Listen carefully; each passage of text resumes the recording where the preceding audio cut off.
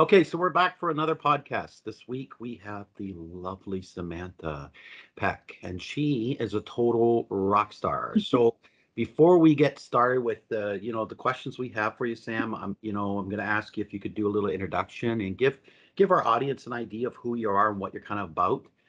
Without delving too deep, because that's where the questions are for. Great. Thanks.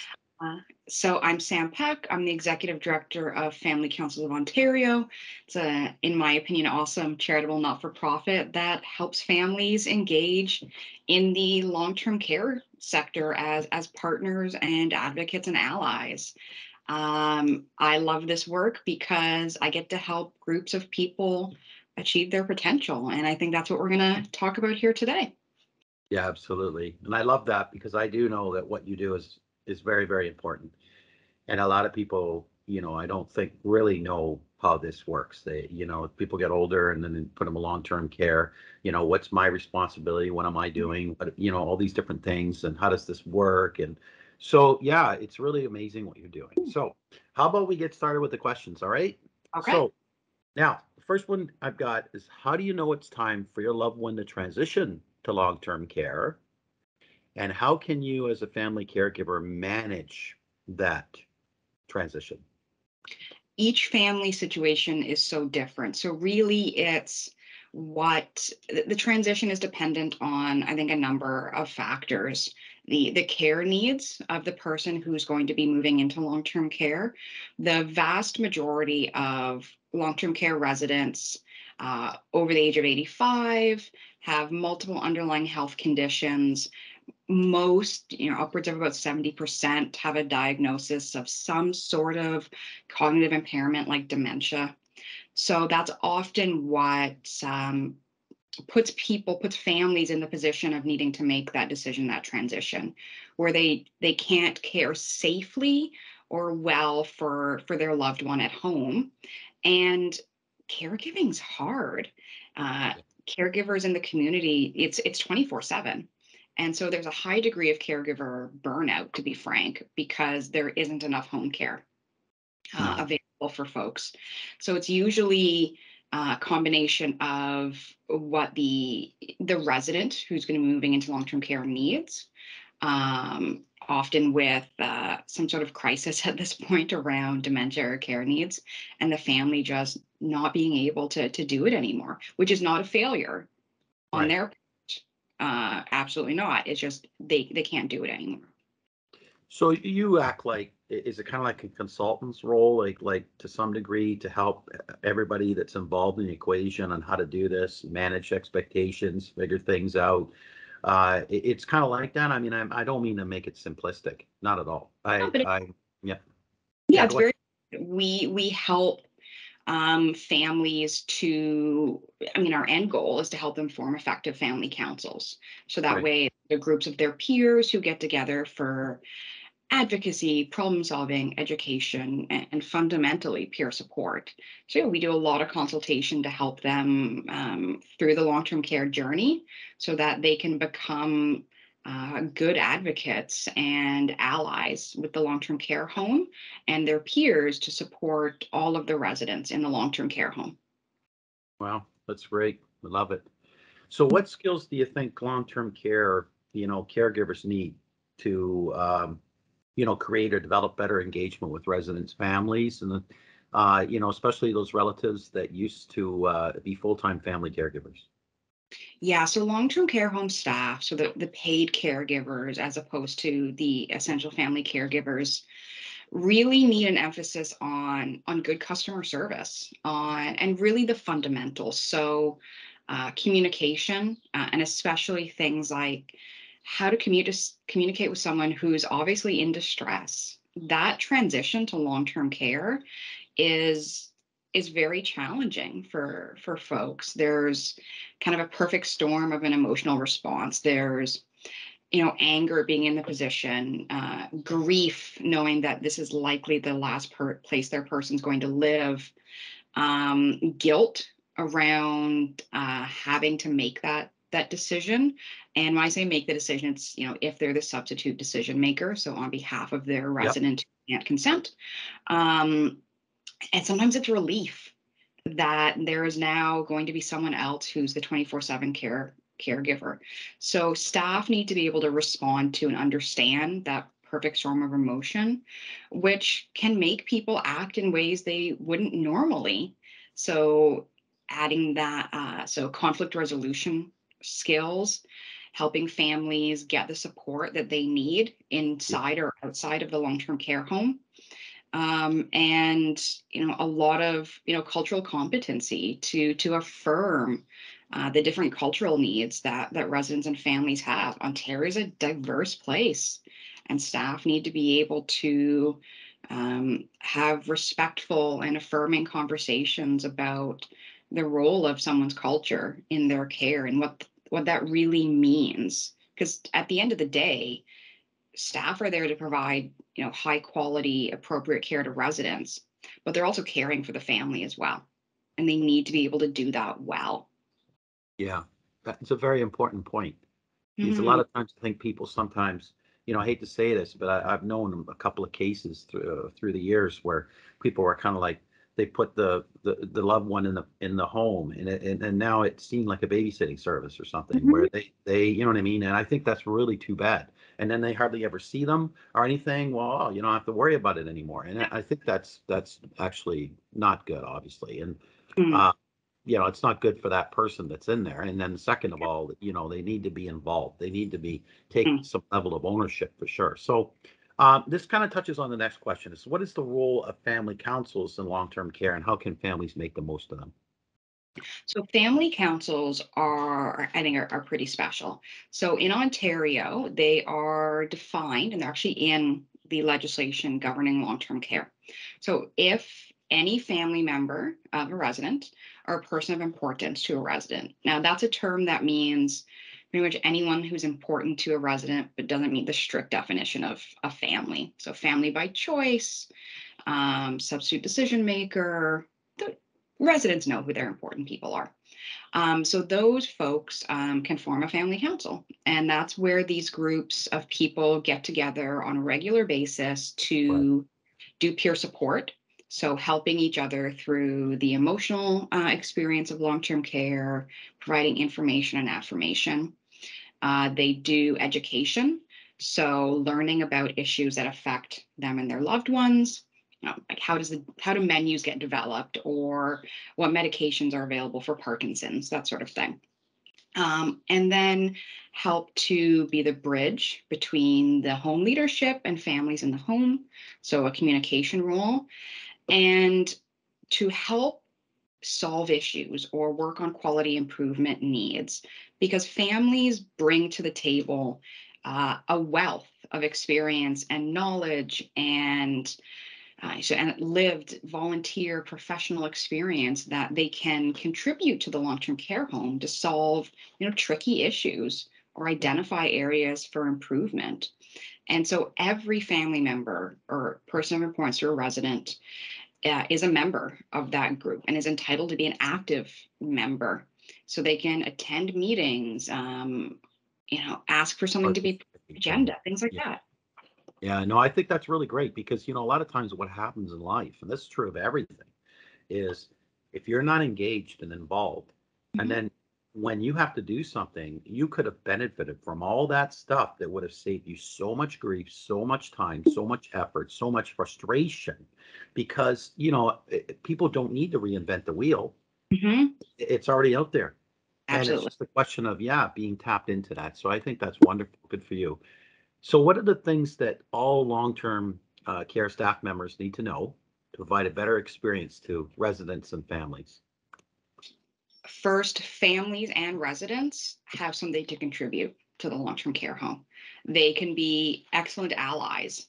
So if and that's my point about lived professional volunteer experience. Tap Right. into that. Yeah. Use your families and your residents. Ask them for their input. Know how to have difficult conversations around, end of life care. What does palliative care mean? What's culturally appropriate? What what sort of activities do residents enjoy? And you know, And then on a higher level, what does the system need to put into place to respond to not only residents today, but those in the future? So there's a big emphasis, for example, on Wi-Fi in long-term care homes, because the residents of tomorrow will bring their devices with them. So, That's a having good your point. phone, Yeah, your tablet, being able to watch Netflix in different languages, that's something we need to prepare for. And families, that's just an right. example, but I'm pushing for that because that's what the future needs. Yeah, it's interesting because yeah, things change. Like there's so much that's exactly the same with people. Mhm. But like, you're right that we are a connected society now, and people are not going to want to live without that. And that was really actually what I think a lot of things happened in the pandemic. I used to say to people that we might be upset that schools are open, or the next person's upset the schools are closed, or the next person's upset that this is not working, whatever. I said the truth of the matter is, for me, as far as I could see, when you read between the lines, it was just they were upset they were inconvenienced. Hmm. And you know what I mean? Because we've built this world of leisure, of immediate, like Hmm. everything's right now. There's no waiting. Nobody has attention span for very long unless they get hooked on something on Netflix, right? But let's be honest, it's true, isn't it? So you better believe that when people, get older and they get in the home, they're going to be expecting to have broadband connection, to be able to stream whatever content, and that's everybody. Hmm. So you can imagine what is going to be needed to ensure that in case any of this infrastructure is old, what's going to have to be put in place to make that happen. And that's just one aspect of it. I mean, I get what you're saying. So Hmm. yeah, absolutely. So can you tell us a little bit about your work and how it makes a difference for family caregivers? And this is probably going to be my favorite question, really, because I know really at the end of the day, Sam, Hmm. there's lots of people doing these kinds of things. I know you're a very special and amazing human being. And I really think this is where the big difference is going to come, is what Sam brings to the table. So it's all you. All You right. tell. So like that, I I love helping people in groups figure out solutions to wicked sticky problems. And so, even over the 14 years I've been doing this work with family councils, there's been a lot of change. And Yeah. there's been, rightfully so, a demand for better. But how do we define better? How do we define what parts of long term care are broken? Parts are, but not everything is. There are some really, bright lights in the sector, homes and families that are doing really creative things, new models of care that have been developed, Butterfly, Eden Alternative, Greenhouse, the City of Toronto's unique approach. But it's all driving towards better. And through that, you really need to involve families and your family councils in that. And so the work that I do as executive director, helping an amazing team of folks in their work and their portfolios, but also having some of the more difficult conversations with the sector, with policymakers, and also with individual homes. So a lot of my work right now is how do we drive better in equity? How do we make sure that homes are responsive to the cultural needs of residents and families? So food. An example I like to use is and it's also about the risk reward balance because everyone lives with risk. If a resident who has high blood pressure needs to eat less salt but grew up eating soy sauce with every meal, let them have some soy sauce because that's a pleasure of life that we should all have access to. Yeah. And to stop infantilizing older adults and residents and let them live with some risk. um, have hard conversations around racism and homophobia and transphobia and other aspects of oppression to ensure that long-term care homes really are communities where everyone feels safe and that they belong. Because Ontario is a diverse place and we need to be culturally affirming through our healthcare and social settings. And so I get to be a bit of a troublemaker in small fun ways, to have these difficult conversations with folks and to really reinforce that even when a family caregiver or a family counsel to home relationship is damaged, and it happens, and you can say faults on both sides and truth is somewhere in the middle, but there's always potential for repair and for relationship building. And that's often where I come in, is to help identify where relationships can be built or improved, and to really advocate across the sector for authentic, meaningful family engagement that honors what everyone has to contribute, because every family member does have something important to contribute to that long-term care home. Yeah, interesting.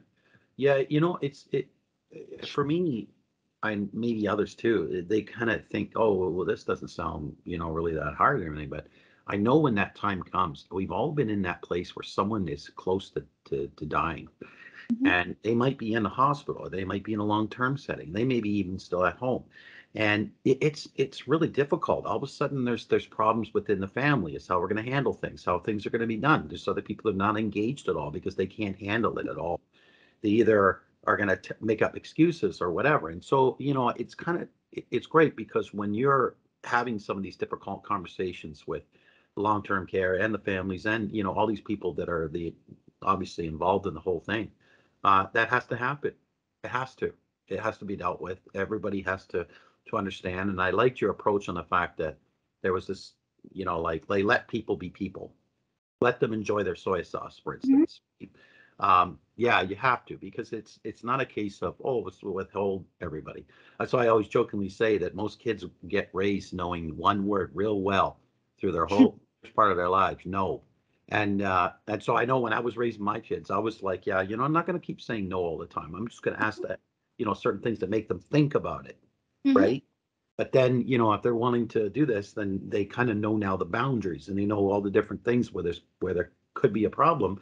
But Mhm. the focus is on what could be done rather than how it's always no, no. And that's really just because some people are lazy. Like some parents don't want to have to do the work. And I think we kind of take that stuff throughout Mhm. life. So suddenly someone's older and they're going into a home, and people are like, well, I don't want to be bothered with this. I don't want to, and then those difficult conversations come up. And, so yeah, you're right, 100%. I think it's great, Sam. All right. So last but not least, Mhm. you're doing these things and you're having these tough conversations. You know, for you as a person, that you find that helping people, as you said, is so fulfilling, and I get that, and I love doing that. Um, is there anything else that, like, at what point? Well, let me put it to you this way: at what point in time does anybody reach out to you and say, "Hey, we need to engage with you"? What does that look like? That could be at any time, but you would want to sort of plan, wouldn't you, or something a little bit in advance rather than come to you last second freaking out? Would that be a Yeah, fair so assessment? we're also really lucky to work with our partners as well. So part of the answer to this Right. is leverage our partners. So Ontario Caregiver Organization, which works with caregivers in all settings. So they do some referrals to us, we do to them as well. So we might get calls coming in through them. Ontario Long-Term Care Association, Advantage Ontario, all the different home operators that we work with. So they might refer a family to us who's looking for information and advice. So we do a lot of information and referral, but a lot of what we do is someone saying, either we want to start a family council because my home doesn't have one, or we're having some troubles here. Two main areas. So often that goes through Leanne Polisi, who's our client services manager. She's our intake expert, and will help with some problem solving there. Sometimes then it's, we send someone out to do a presentation, how to start a family council, how to do manage some challenges there. So we'll send out Natasha Dupuis, who's our outreach manager. When things get really sticky and tricky, and there's a lot of conflict in there, which happens, it's normal. Tiffany Fearon's our clients. She's actually was our client services manager, but is now our policy and research manager. But she's our conflict resolution expert. So her and I, and usually Leanne, will come in and do some problem solving with the parties to the conflict, get everyone's side, then figure out an action plan going forward. So that's often what'll happen. There's the low level. This is an easy thing to address. Give out some info, help to start, or do some workshopping around a family council issue. If that's not enough, we got to do something that's a little bit more in depth, and so we'll come in for that. We've also got a really cool project I want to talk about, which is anti-racism. So building bridges, which is really focused on peer and mental health and emotional support for those who have experienced racism within long-term care, because it happens. And then also building capacity amongst caregivers and home staff to have better conversations and relationships through compassion inquiry and nonviolent communication. So that's led by Dinesh Ram, who's a fantastic facilitator, educator, and problem solver. So we have a few different things that we make available. And then on our back and administrative end, Kathleen Edwards is our education manager and a curriculum development expert. And Leah Cabral is our comms manager. So shout out to my team because they're all awesome. And then where I come in is if they get stuck or need some insight, because I've been here the longest, but also I talk to the sector as a whole and, bring to the surface the issues that they encounter in their work so that I can take a more of a high level systems level approach to driving change within the over 600 long-term care homes in Ontario. Yeah. Well, that's really great, and I loved how you actually name people and said the amazing things they're doing, which I love doing that. I'm always praising people on our team, and because we have a great team and caring support, it allows us to do all these wonderful things. Like Mhm. Laura looks after setting up podcasts, and she's a really awesome human being. So I'm really lucky. That's how I see it. Is Mhm. because I'm not going to be able to do all these things myself, and I'm not going to even pull it off to even remotely close to the same execution because my concentration is over here, and then there's I'm trying to find different people and do different things, but when somebody helps put it all together, it's beautiful. So that this is what's important, and is understanding what each person brings to the table, the value they bring to the equation, and what makes the family council, everything they're doing, so amazing. So and that's pretty well it for time. But I want to thank you, Sam. It was great to see you again. Thank you so much for sharing with us today. Thank you so much. Great to see you. And if anyone has any, questions following up, you can just Google Family Councils Ontario. You'll find us, and I encourage you to get in touch. Awesome. And you know what? We're going to put this out on all our social media, and we are everywhere on social. So it's important that I'll be sure to tag you on LinkedIn for sure, but certainly, Facebook, Instagram, LinkedIn, of course, and we will have this on YouTube. So yeah, you know what, Sam? Thank you so much. You have an amazing day. Okay. Dude, thanks, James. Take care. Bye.